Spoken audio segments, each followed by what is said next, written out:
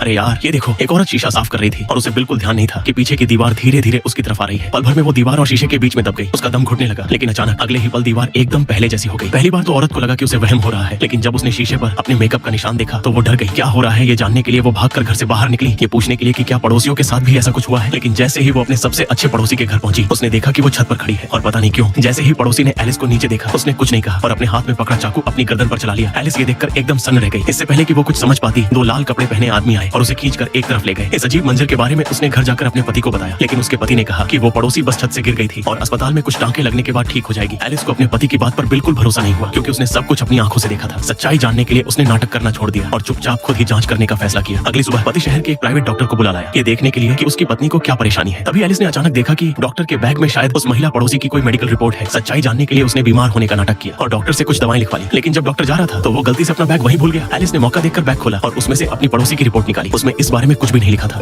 No armistice on that. So glad you came back. You left this. I'd forget my head if it wasn't screwed on.